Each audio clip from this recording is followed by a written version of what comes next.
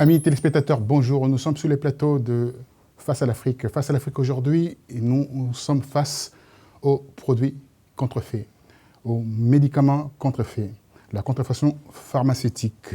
Alors, nous allons parler aujourd'hui des actions des politiques, de la douane et également des autorités locaux, en appui avec, bien entendu, des organismes internationaux. Alors, nous avons pour ces débats essentiels de santé publique, à ma droite, M. Roger Wilfried. Vous êtes bien entendu ancien douanier, donc vous êtes beaucoup plus à même à bien expliquer ce qui se passe réellement autour de cette problématique. Vous êtes également directeur d'une grande société pharmaceutique. Vous étiez directeur d'une grande société pharmaceutique. Aujourd'hui, vous êtes dans l'Institut de lutte contre la contrefaçon et de médicaments contrefaits. C'est exact. C'est exact. Ah, à ma gauche, nous avons Jean-Paul Auro. Vous êtes journaliste du magazine L'Intelligent d'Abidjan. C'est un quotidien. Un quotidien, autant pour moi. Et vous êtes président de l'Union des journalistes ivoiriens de France. De France. Alors, vous allez nous aider à nous expliquer à peu près comment vous voyez cette problématique, cette chose qui touche la santé publique en Afrique et particulièrement aussi dans votre pays qui est la Côte d'Ivoire. Je commencerai par notre invité, M. Wilfried Roger. Dites-moi, monsieur le douanier, vous permettez, si je peux vous dire... Oui, on se douanier si vous voulez quand même. C'est avec plaisir. Ça fait plaisir. Alors, dites-moi, le bilan aujourd'hui, on va commencer peut-être par la fin, puis on reviendra aux vraies questions. Le bilan aujourd'hui de la contrefaçon se situe à quel niveau ? Alors, il y a beaucoup de chiffres qui circulent, faut être très clair. Alors, c'est toujours délicat d'avoir un chiffre exact pour une raison simple et claire, c'est que c'est une activité illicite. Donc, avoir un chiffre exact, c'est pas évident. On estime, alors c'est pour vous dire, que ça va entre 75 milliards de dollars jusqu'à 200 milliards de dollars par an, suivant les organismes de référence. Une chose est sûre, en tout cas, c'est que l'Afrique est certainement le continent le plus touché au monde par les faux médicaments, les médicaments falsifiés, les contrefaçons. Alors, l'OMS avait fait une époque une sorte d'étalonnage un petit peu et on disait que 1% était dans les pays développés et 30% en Afrique. Alors 30% c'est énorme quand même, ça dépend après les États, mais le chiffre c'est à peu près ça, c'est qu'on estime que dans certains États on a une chance sur peut-être 4 de trouver du faux médicament. Alors on peut considérer par rapport à ces trafics, la drogue ne sert plus à rien, le trafiquant donc sont en train de se reconvertir en fait. Alors, on a des preuves comme quoi il y a des reconversions de trafiquants de drogue, notamment en Amérique latine. On a vu les cartels mexicains passer de la cocaïne ou de l'héroïne à la contrefaçon de médicaments. Et vous allez me demander pourquoi ? Très simplement. Quand vous êtes capable de faire de la drogue, vous êtes capable de faire du médicament, vous savez exactement faire de la chimie. Mais la deuxième chose qui est le plus important à rappeler, c'est que si vous mettez 1 000 $, vous investissez 1 000 $, l'héroïne et la cocaïne vont vous rapporter 20 000 $. Si vous le faites avec la contrefaçon de médicaments, vous pouvez aller monter jusqu'à 200 000, jusqu'à 450 000 $. Et même pas besoin d'être un bon, finalement, chimiste. Il suffit de faire un packaging, une boîte qui ressemble à l'autre boîte, et dedans, le médicament, vous mettez n'importe quoi. Poudre de perlimpinpin, du zinc, n'importe quoi. La farine aussi également. La farine également. Alors, ça peut paraître comme ça pas très dangereux, mais imaginez que vous ayez le sida et qu'on vous donne de la farine, je ne pense pas que c'est très très bon pour votre santé. Alors, Monsieur Auro, en voyant tout ce qui se passe en Afrique, je sillonnais un peu l'Afrique, je continue à le faire. Je suis très inquiet quand je vois des médicaments qui sont exposés sous les étals en plein soleil, à 40 degrés, et également sans qu'il y ait de vérification, de contrôle au niveau des douanes ou aussi des services sanitaires. Mais justement, comme vous l'avez dit tout à l'heure, comme vous l'avez dit vous-même, c'est un étonnement de tout le monde, des populations, des autorités, voir sur les marchés des médicaments, quelquefois contrefaits, et puis au-delà des médicaments contrefaits, des médicaments aussi périmés qui sont sur le marché, qui se vendent là à ciel ouvert devant tout le monde. Chacun vient avec sa petite pièce de 100 francs, 200 francs, il vient faire sa petite couche, il achète 1 ou 2 comprimés. Voilà, c'est ça aussi, le danger aussi des médicaments contrefaits qui entraînent très souvent de vrais décès, qui créent très souvent des décès d'enfants. Parce que chez nous en Afrique, vous savez, il y a eu un problème qu'il y a aujourd'hui. favoriser cette arrivée massive de médicaments contrefaits en Afrique. C'est au début des années 90, avec les plans d'ajustement structurel que le Fonds monétaire international a imposé pratiquement aux pays africains. Ce sont ces deux secteurs qui sont l'éducation et la santé qui ont été touchés. Du coup, l'État-providence n'a plus apporté des soins aux gens. Et les populations défavorisées, ne pouvant plus payer les médicaments qui sont véritablement chers, ils sont retournés, sont rabattus sur ce type de choses. Et là, les trafiquants, ceux qui font les faux médicaments, ont trouvé un filon. Ils ont créé des médicaments. Bon, je préfère dire une marque comme c'est le paludisme qui tue majoritairement en Côte d'Ivoire. Je préfère acheter mon Fansidar, qui est un médicament contre le palu, sur le marché peut-être 3 fois ou 5 fois moins cher que d'aller l'acheter chez l'apothicaire qui me vendra beaucoup plus cher.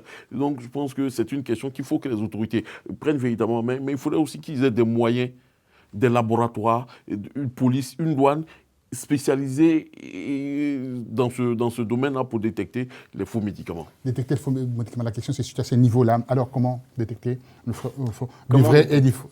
Alors, comment détecter le vrai du faux? Alors, il y a plusieurs types de contrefaçons quand même dans le monde. Alors, en Afrique, vous avez plus ou moins de chance, malheureusement. Vous parlez de chance? Je dis de chance parce que vous avez encore les moyens, des fois, de reconnaître le vrai du faux. Quand vous regardez certaines étiquettes, alors malheureusement, j'habitais également en Afrique, j'habitais à Dakar, le premier, il y a des gens qui sont illettrés, donc ils ne savent pas lire, donc ils ont des problèmes pour reconnaître également. Mais souvent, on voit encore des fautes d'orthographe, parce que souvent, c'est fait en Afrique. Il manque des accents. Donc, quand on a l'habitude d'avoir toujours le même produit, on peut arriver à reconnaître le faux. Dans d'autres cas, notamment ceux qui sont vendus dans des pharmacies, c'est beaucoup plus compliqué. Alors, le souci, ça dépend des pays. La situation, vous parliez, je sais que vous êtes de Côte d'Ivoire, on parlait du marché Roxy à Abidjan, par exemple, qui est très connu. Bon, le marché Roxy, c'est quand même un marché endémique qui est grand, c'est énorme, mais les gens ont l'habitude, et même les vendeurs ne savent pas qu'ils vendent de la contrefaçon. C'est ça le problème. Et non, ils ne le savent pas du tout. Ils pensent qu'ils vendent du vrai. Et d'ailleurs, si on faisait un étalonnage, on prend un marchand et on devait tester tous ses produits, on trouverait du périmé, c'est vrai. On trouverait du médicament falsifié, du faux, du contrefait, mais on trouverait également du substandard, c'est-à-dire qu'il n'y a pas le bon principe actif dedans, exactement, dans les bonnes quantités. Il y a tout un mélange. Et puis on trouverait du bon médicament aussi. Le souci, c'est que, comme vous le disiez, 45 degrés dehors, imaginez, et que les médicaments, ça se conserve à combien ? Maximum 30 degrés. Et encore, vous, en Afrique, il y a aussi des conditionnements particuliers. Vous savez, sous aluminium, ce genre de choses. N'empêche pas, à 45 degrés, un médicament, il ne va pas résister. C'est très dangereux. Et quelquefois, on a même trouvé, nous, des vaccins qui doivent être conservés entre 2 à 8 degrés, qui étaient exposés à 35 degrés. Mais un vaccin à 35 degrés, vous le mettez dans votre corps, c'est limite de l'homicide involontaire. Donc, il y a beaucoup de difficultés. Mais c'est vrai, reconnaître le vrai du faux, on ne devrait pas se poser la question. Normalement, on ne devrait pas avoir de produits, on ne devrait pas avoir de marché de la rue. Pour passer la parole, avant de passer la parole à notre ami journaliste qui veut nous brosser un peu le tableau de l'Afrique de l'Ouest, là où il y a UMOA et aussi CEDEAO, comment on viendra par rapport à cela? Mais les tableaux, comment vous répartissez en fait la planimétrie des tableaux? L'Afrique subsaharienne, par exemple, le pays beaucoup plus touché. Quel est le pays? Alors, les pays les plus touchés, ce seraient les pays où on trouve beaucoup de marchés de rue, justement, où il y a peu de contrôle aux frontières, donc ça met quand même beaucoup de pays africains dedans, et des pays dans lesquels on n'a pas encore d'autorités qui sont soit bien formées, ou soit qui ont des belles actions de lutte contre la contrefaçon. Un pays qui réagit énormément, par exemple, on prend le cas du Nigeria. Le Nigeria, il réagit énormément, mais ils en trouvent toujours. C'est-à-dire que c'est quasiment un puits sans fond. Ils ont beaucoup d'interventions, ils font des saisies, mais on arrive toujours à trouver des faux médicaments au Nigeria, comme au Kenya, comme au Mali, comme au Cameroun, comme au Sénégal. Donc c'est extrêmement difficile parce qu'il y a la porosité des frontières, il n'y a pas de contrôle, et il y a une demande réelle dans les marchés pour que les gens ils viennent chercher. Justement, vous avez dit quelque chose qui est juste. Les gens viennent acheter 2-3 comprimés. On achète comprimés. Et c'est vrai que c'est plutôt difficile d'acheter au comprimé quand vous allez dans une pharmacie. Donc il y a tout un ensemble de choses. Alors faire un étalonnage ou une top 1, top 2, c'est extrêmement compliqué parce que c'est par rapport à des saisies. On doit les savoir à peu près aussi. On ne le sait pas vraiment, on le sait uniquement quand il y a des saisies. Quand Interpol fait des saisies, par exemple, ou les autorités font des saisies, on a une photographie à l'instant T. Mais on n'est pas capable de faire des projections. Nous, par exemple, on a fait une opération en 2002 avec l'Organisation mondiale des douanes. On a saisi 82 millions de faux médicaments dans 16 ports africains, 16 pays, 83 millions de faux. La plus grande partie où on a trouvé, c'était l'Angola. On a trouvé quasiment une trentaine de millions de faux médicaments. Aucun principe actif. Je ne vous parle pas de principes ou de produits contre les produits aritiles. Je parle de produits qui étaient notamment contre le sida. On a trouvé également contre le paludisme, que vous disiez également, il y a beaucoup. On a trouvé contre la pilule du lendemain. Donc la pilule du lendemain pour les femmes, c'est important. 0 principe actif. Zéro. Enfin, je veux dire, on fait la même opération une année plus tard, on ne trouve rien en Angola. C'est ça. Ça bouge, la contrefaçon. C'est en perpétuelle évolution. Et quand on fait une opération, ça dure un moment T. Si on n'est pas là un bon moment et ça vient une semaine après, ça bouge encore. Alors ça bouge beaucoup avec le Nigeria, la frontière avec aussi également vos pays, tout ça, etc. Alors comment faire au niveau des douanes, au niveau même journalistique, apporter votre pierre à l'édifice au niveau de sensibilisation? Comment faites-vous? Pour qu'un journaliste, d'abord, j'aimerais revenir sur une question que vous avez posée, sur la question s'il y a un top 10, numéro 1, numéro 2, numéro 3. Comme M. Roger l'a dit tout à l'heure, il est véritablement difficile de savoir dans quel pays, quelle est la porte la plus ouverte pour l'entrée des faux médicaments. C'est en fonction des saisies qui sont faites qu'on se dit qu'il y a tel taux ou bien tel présent de faux médicaments dans cette région. Très souvent, le Nigeria s'est avéré qu'on y trouve beaucoup de faux médicaments. Cela ne veut pas dire qu'il y a beaucoup plus de faux médicaments. Certainement que chez les autres, il y en a, mais il n'y a pas de politique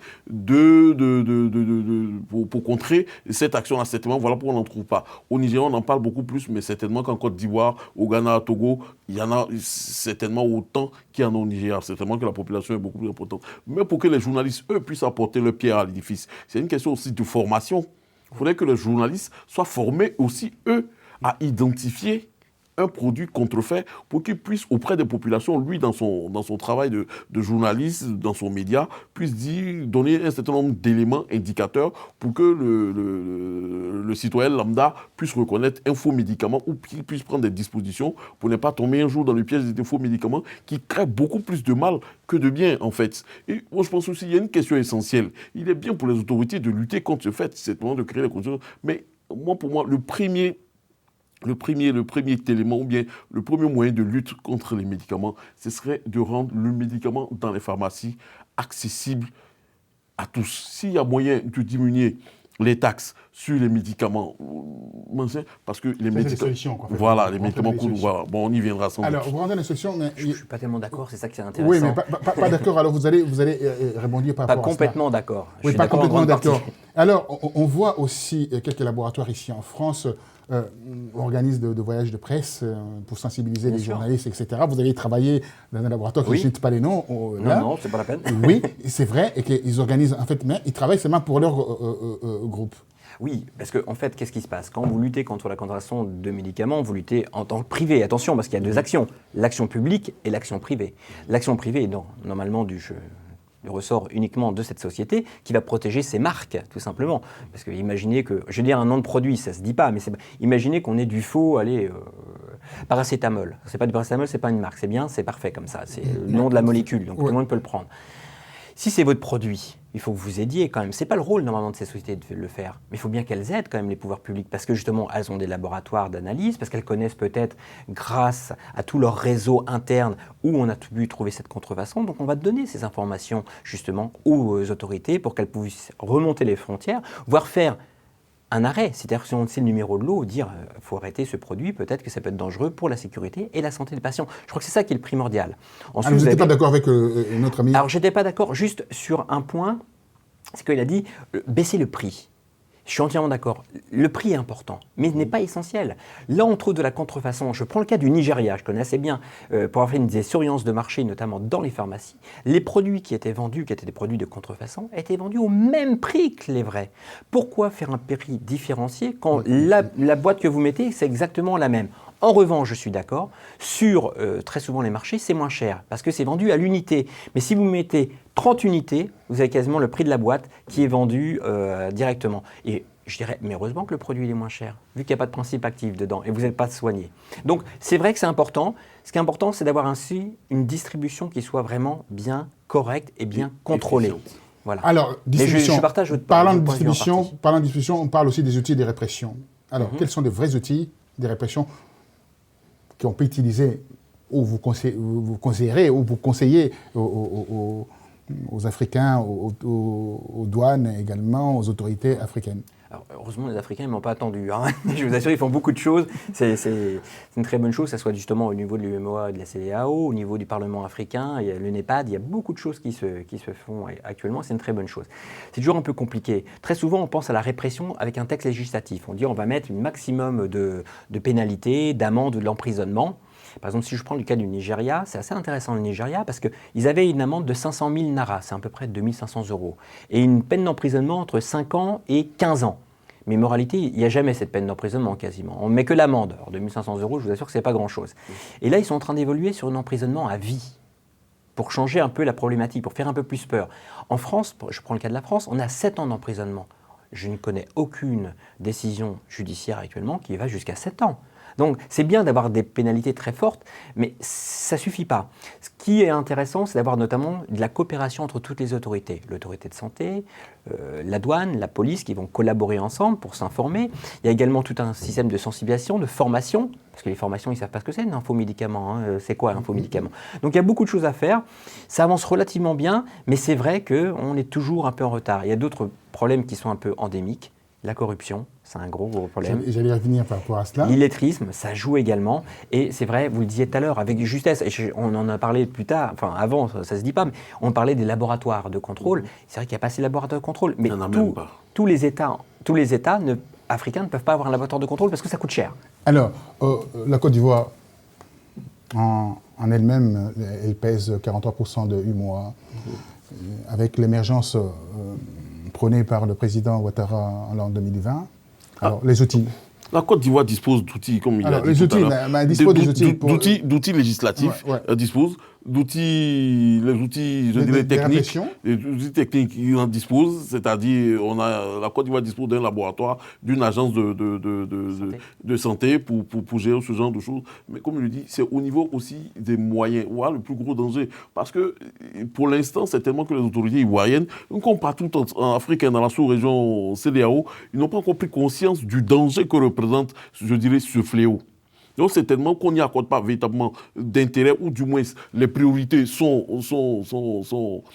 ailleurs que régler les questions de lutter contre le trafic de faux médicaments. On s'est dit, bon, pour l'instant, tant que certainement ça arrange l'humeur des populations de savoir qu'ils ont 1 ou 2 comprimés à disposition lorsqu'ils ont une petite fièvre, si ça peut baisser, c'est tant mieux que de... Parce que quelquefois aussi, ça c'est un problème. Lorsque quelqu'un est malade... Sans les principes actifs, ça pose un problème. Vous savez, très souvent en Afrique, le gars il est couché sur son lit de malade chez lui à la maison. Le simple fait de savoir qu'il a la fièvre, qu'il n'a pas les moyens d'aller à l'hôpital, voir un médecin qui va lui tendre une ordonnance pour qu'il aille à la pharmacie, ce monsieur ou bien cette personne ne va pas à l'hôpital. Ne va pas voir le médecin, reste là. Mais parce qu'il a conscience qu'il peut aller voir au marché, envoyer son fils ou sa soeur ou son petit-neveu, va m'acheter 2-3 comprimés pour baisser ma fièvre, son paracétamol, tout de suite, déjà, il se lève. Et quand vraiment, si ça arrive quelquefois, sa fièvre baisse, voilà, aujourd'hui. Donc, peut-être le gouvernement se dit, bon, écoute, ça calme l'humeur des populations, on y va. Mais il faudrait que aussi les laboratoires s'y mettent. C'est vrai, il y a la question, comme il a dit tout à l'heure, la question de l'engagement public et l'engagement privé. Mais il y va aussi de l'intérêt des laboratoires, ces marques de produits pharmaceutiques, qu'ils y mettent et qu'ils aussi, dans ce souci, d'éradiquer ou bien d'aider à lutter contre ces comme il le fait pour les cigarettiers. Les cigarettiers le font pour lutter contre la contrebande. Ils aident les autorités publiques en fournissant des moyens techniques et financiers pour aider à cela. Alors, on remarque souvent le 85% des produits américains pharmaceutiques, les produits américains, sont fabriqués en Chine aujourd'hui. On les voit. Et c'est... Les ingrédients, tout ça. Les ingrédients, voilà. Pardonnez-moi, les ingrédients, vous les connaissez mieux que moi. Mais c'est des produits de multinationales, de faux médicaments, ont pignon sur rue en Inde et en Chine. Comment, en termes de répression, dites-moi comment faire. Non, ils n'ont pas pignon sur rue. Il y a beaucoup de saisies dans des usines, notamment en Chine, qui sont arrêtées. Ça prend du temps de remonter une enquête et de savoir qui est derrière. Ça prend beaucoup de temps. Donc non, on ne sait pas qui fait ça. Il y a 2 industries qui sont complètement légitimes, qui sont ceux qui font du princeps, donc les spécialités pharmaceutiques que vous achetez dans les laboratoires. ou dans les pharmacies, et ce qu'on appelle les génériques qui sont complètement légaux. Et donc là-dessus, il n'y a pas de problème. Oui, ils ont vendu leur brevet, tout ça, etc. Ça, il n'y a pas de souci. Okay, très bien. Et puis derrière, il y a ceux qui font de la contrefaçon. Et il y a plusieurs contrefacteurs. Il n'a pas un profil, le contrefacteur, il est plusieurs. Ce qu'on a vu, nous, on a fait une étude qui est disponible sur notre site IRACM. J'ai l'étude. Il y a un rapport sur la criminalité organisée, et qui est assez intéressant parce qu'on a découvert avec horreur que le profil, c'était une criminalité en col blanc. Et souvent, c'est un gens qui connaissaient très bien la filière pharmaceutique. Et ça nous a fait c'est souvent peur. des médecins, c'est souvent Alors, je ne dis pas qu'il y a des médecins, des pharmaciens ou autres. Oui, des pharmaciens, tout ça, etc. Des biologistes, ils sont là-dedans. On a des gens qui connaissent même la logistique. Voilà. Donc, on a affaire à des gens qui connaissent bien, qui ont peu de scrupules, qui sont là pour faire de l'argent. Même en 6 mois, 7 mois, ça va très très vite. Donc, ce n'est pas si évident que ça. Mais on ne sait pas qui. On est obligé de remonter. C'est-à-dire que vous trouvez un médicament, vous essayez de remonter par les factures, vous essayez de faire de la coopération avec les autres États pour savoir qui a fabriqué le médicament. Alors, c'est un combat perdu d'avance, si j'ai compris, parce qu'on regarde bien, la contrefaçon représente un gigantesque marché qui pèse aujourd'hui près de 300 milliards d'euros. Et c'est vrai? Ça me paraît beaucoup, mais c'est... Je l'ai mis au niveau de vos rapports. Vous savez, c'est une estimation. Au niveau des rapports, vous allez rebondir par rapport à ça. C'est une estimation, c'est toujours un petit peu compliqué. 300 milliards, donc il y a des armes, il y a tout, et des gens qui veulent se protéger, qui créent des réseaux importants. C'est clair, mais très souvent, enfin, c'est vrai que ça rapporte énormément. C'est un peu compliqué d'avoir un chiffre exact, non. Ce qui est important de dire, c'est là-dessus, c'est que les sociétés privées, les laboratoires réagissent contre ça. Ils ont des gens qui viennent de la police, qui les engagent pour remonter les filières.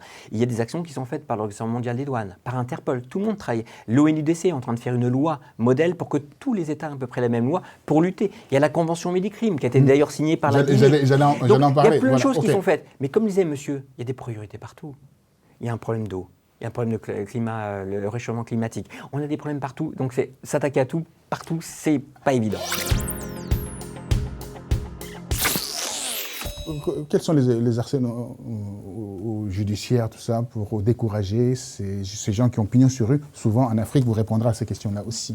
Comme je l'avais dit précédemment... Mais moi, je souhaitais savoir, parce que là, on parle... Il y a des lois, il y a des lois. En Côte d'Ivoire, il y a des lois. Oui, mais quelles sont ces lois? Il y a des peines d'emprisonnement qui vont... En Côte d'Ivoire, je crois que ça part jusqu'à 20 ans. Si je ne m'abuse, ça part jusqu'à 20 ans, la saisie du matériel, ceci, cela, je crois qu'il y a une condamnation pécuniaire qui peut suivre, tout ça, ça existe. Mais il y a une question essentielle, comme je l'avais dit, il y a la question des priorités sont ailleurs, et deuxièmement, il y a une question qui est endémique, il y a la corruption. Quelquefois, on les connaît. Quelquefois, en Côte d'Ivoire, on les connaît. La petite dame qui est au marché en train de vendre, je ne sais pas, comme il a dit, au marché Roxy, elle se fournit certainement quelque part, chez un grossiste, qu'elle connaît très bien. On n'a qu'à lui demander, accompagne-nous chez ce grossiste. Ce grossiste aussi, certainement, il est un fournisseur à l'étranger qui nous fournit ces médicaments qu'il vend. Moi, je pense que c'est on les connaît. S'il y a moyen de vouloir... Certainement que les priorités sont ailleurs. Quelquefois, on s'est dit, laissons-les, c'est une source de revenus pour un certain nombre de familles. Laissons-les, ça participe du maintien de l'humeur des populations tranquilles. Il y a tous ces éléments-là qu'il faut prendre en compte. Mais pour l'instant, dans nos pays, c'est certainement nous, sur ce plateau, qui en parlons parce que au niveau d'un certain nombre d'organisations internationales, on se rend compte qu'en 2013, près de 120 000 enfants sont morts en Afrique par la faute des faux médicaments. Pour l'instant, on ne se rend pas compte. Pourtant, c'est grave. Les faux médicaments liés au paludisme tuent énormément d'enfants en Afrique.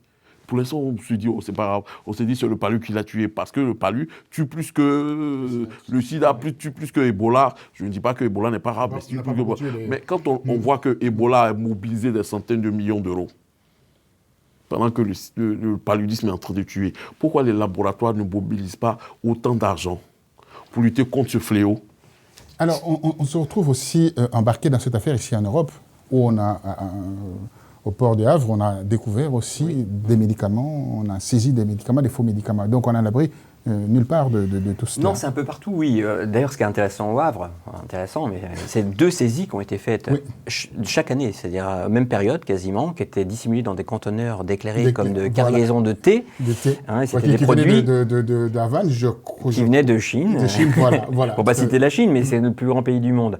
Donc voilà, mais c'est vrai que ça pose des difficultés. On est tous touchés. Les États-Unis sont touchés. Nous, plus touchés par Internet, parce que c'est vrai qu'on a un bon système de remboursement de sécurité sociale. On a des bons mutuelles, il n'y a pas d'intérêt. Ça fallait peut-être acheter quelques produits mal remboursés ou plus problématiques au niveau érectile.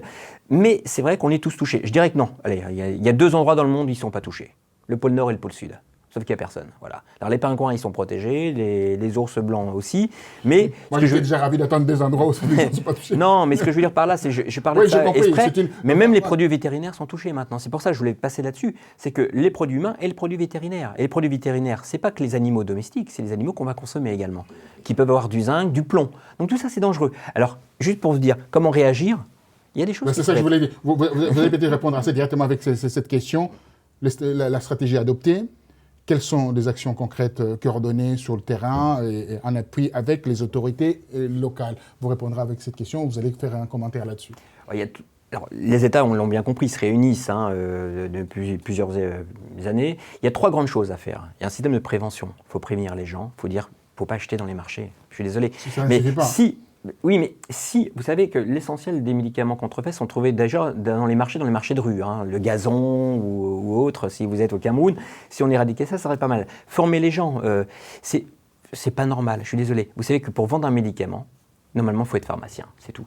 C'est pas compliqué, tout le monde ne peut pas, on ne dit pas, t'as mal au ventre, je te donne la pilule rouge. J'étais en Afrique, j'étais à Dakar, il y avait un marché qui était assez connu à l'époque, qui était fermé d'ailleurs. Voilà, il faut fermer les marchés comme ça. Par exemple, il y avait un très grand marché au Nigeria qui s'appelait Onitsha. La NAFDAC, l'agent de santé, l'a supprimé, l'a fermé. Donc il y a des choses comme ça, il faut prévenir les gens. La deuxième chose, c'est la détection. Comment on va arriver à détecter? Visuellement, c'est plus possible. Je vous assure, j'ai travaillé, je n'étais pas capable de reconnaître quelquefois les propres boîtes de ma société. Voilà. Donc qu'est-ce qu'il y a? Et bien dessus, il y a des hologrammes. Il y a une traçabilité sur tous les produits. Voilà, très bien. Il y a des choses qui sont faites aussi au niveau, par exemple, de SMS. Vous avez un numéro sur la boîte, vous le grattez, il y a un numéro, vous appelez, et ce numéro va vous dire c'est bon ou c'est pas bon. Alors surtout, il faut le gratter, parce que si vous ne le grattez pas, le contracteur peut récupérer la boîte et essayer de mettre quelque chose à l'intérieur. Et puis il y a eu des faux numéros de SMS qui ont été vus, notamment au Nigeria. Donc tout ça, c'est compliqué. Et enfin, au niveau des réponses, c'est quoi? Faire des actions coup de poing, comme Interpol l'a fait, avec les opérations Cobra, Porc-Épic et autres. L'Organisation mondiale des douanes, que nous, on a épaulé, par exemple, sur les opérations. On a fait une opération il y a 2 ans, on a trouvé 110 millions.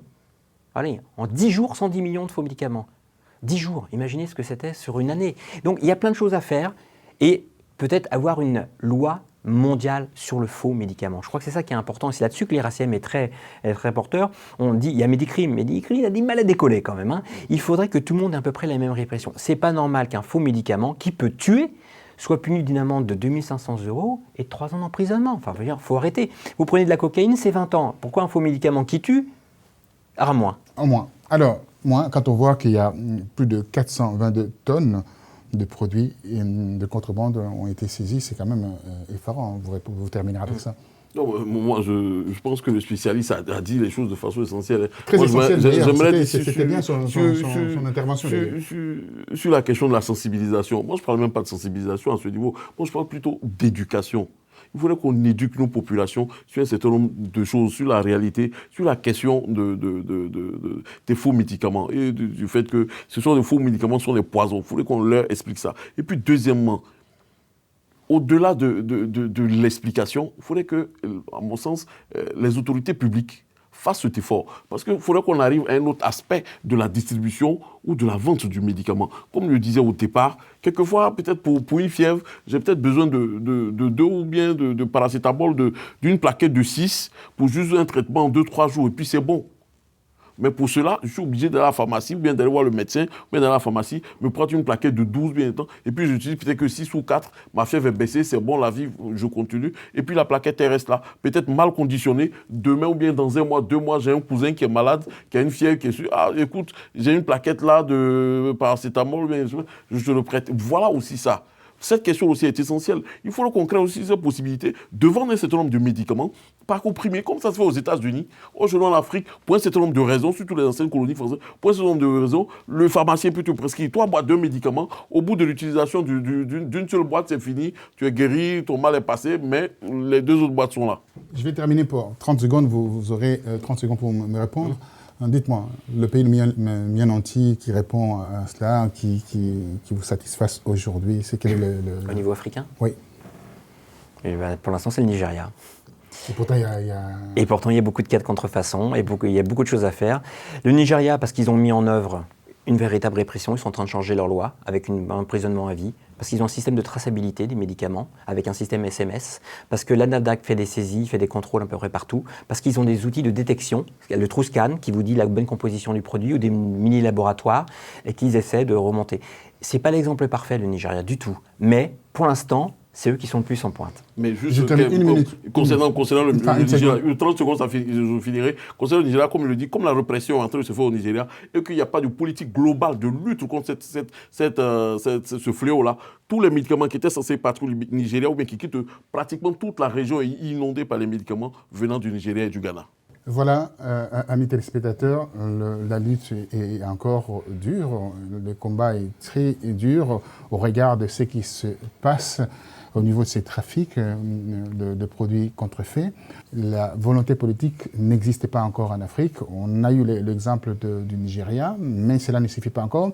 Il nous reste 53 nations. 53 nations doivent se mettre ensemble pour lutter contre ces fléaux. Je vous dis merci, à très bientôt et au revoir.